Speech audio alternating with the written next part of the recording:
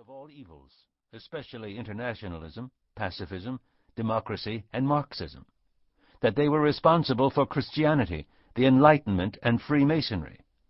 They were branded a ferment of decomposition, formlessness, chaos, and racial degeneration. The Jews were identified with the fragmentation of urban civilization, the dissolving acid of critical rationalism, and the loosening of morality.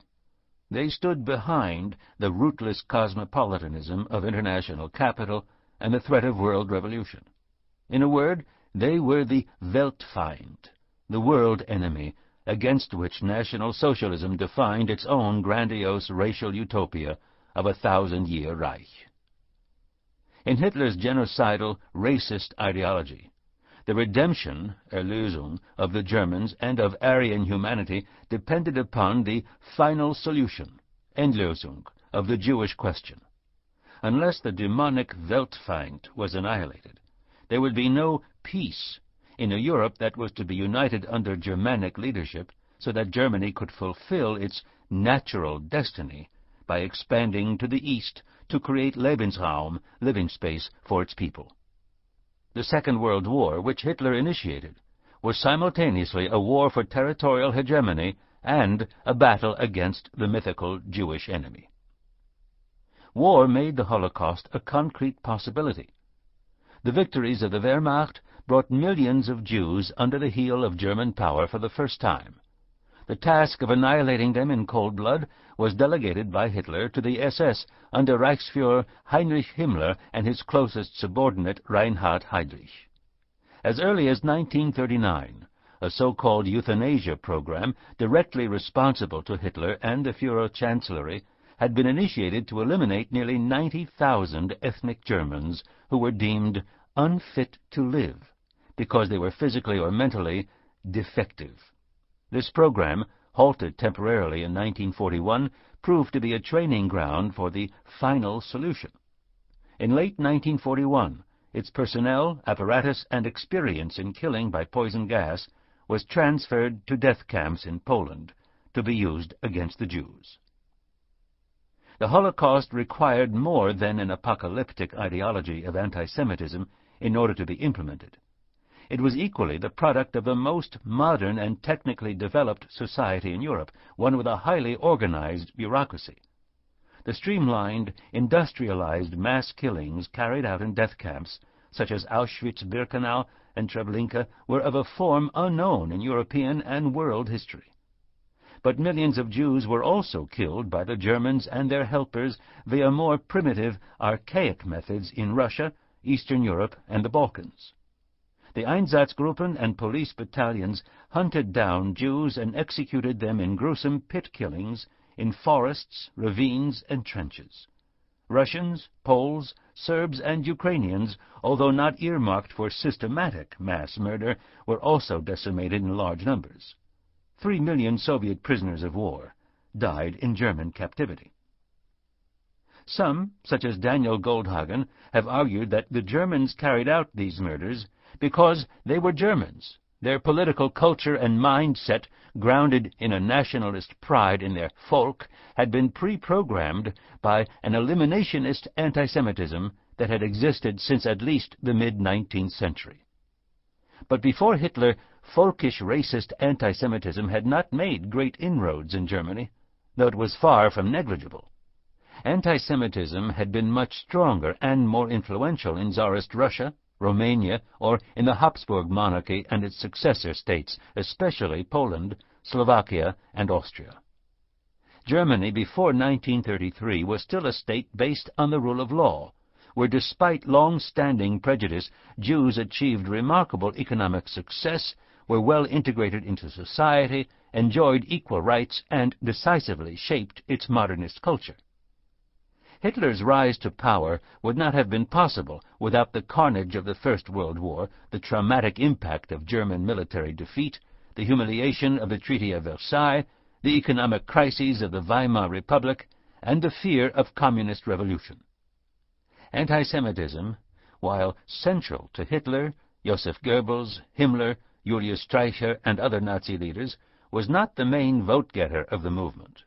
But once racist anti-Semitism became the official state ideology of the Third Reich, reinforced by an extraordinarily powerful propaganda apparatus and a barrage of anti-Jewish laws, its impact was devastating.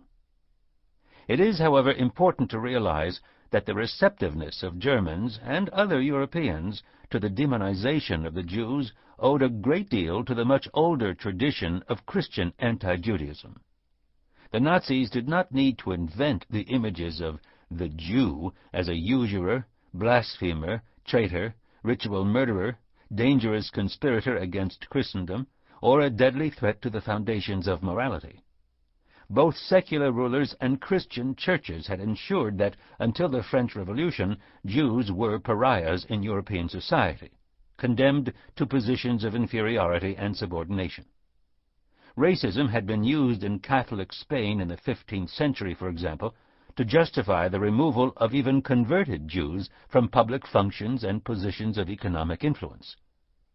The Protestant Reformation, especially in Germany, brought little improvement in the status of the Jews. Martin Luther's anti-Jewish diatribes would moreover become a contributing factor in the complicity of so many German Protestants with Hitler's deeds during the Third Reich's anti-Semitic persecutions. Catholics, too, were increasingly implicated in anti-Semitic political movements in France, Austria, Hungary, Slovakia, Poland, and other European states in the 19th and 20th centuries. During the Holocaust, many Catholic clerics, like their Protestant counterparts, were often indifferent or even hostile to Jews. The deep ambivalence of the Vatican and the Christian churches cannot, however, be understood without taking into account the long-standing teaching of contempt, which had deep roots in the New Testament itself and in the teachings of the Church Fathers. Nazism, though ultimately determined to uproot Christianity, built on the negative stereotypes about Jews and Judaism that the churches had disseminated for centuries. The Germans did not carry out the Holocaust alone, although under Nazi rule they were undoubtedly its spearhead and driving force. When it came to killing Jews, they found many willing collaborators and helpers among Lithuanians, Latvians, Ukrainians, Hungarians, Romanians, Croats, and others. Austrians, who had been annexed to the German Reich in 1938, formed a wholly disproportionate number of the SS killers, death camp commandants, and personnel involved in the final solution. Even official France collaborated eagerly, not in the killing of Jews, but in their deportation eastward and in the passage of draconian racist legislation. The Holocaust was a pan-European event that could not have happened unless millions of Europeans by the late 1930s had wished to see an end to the age-old Jewish presence in their midst. This consensus was especially strong in the countries of East-Central Europe, where the bulk of Jewry lived and retained its own national characteristics and cultural distinctiveness. But there was also a growing anti-Semitism in Western Europe and America, tied to the hardships caused by the Great Depression, increased xenophobia, fear of immigrants, and the influence of fascist ideas. This hostility was evidenced by the unwillingness of British and American decision-makers to undertake any significant rescue efforts on behalf of European Jewry during the Holocaust. Already in the 1930s, the quota system in the United States had precluded any mass immigration of Jews from Central and Eastern Europe, which might have relieved some of the enormous pressures on Jewry. British concerns about Arab unrest in Palestine, following increased Jewish immigration in the 1930s to their national home, led to another major refuge being denied them. Hitler duly noted these responses and the appeasement policy of the West before 1939 and drew his own conclusions. His expansionist ambitions could be pursued without too great a risk, and the West would not interfere with his increasingly radical anti-Jewish measures. The Jews of Europe on the eve of the Holocaust found themselves in a trap from which there appeared to be no escape. They were faced with the most menacing and dangerous enemy in their history, a dynamic power in the heart of Europe that openly sought their destruction. Its influence was felt in neighboring states, especially to the east and southeast, which were passing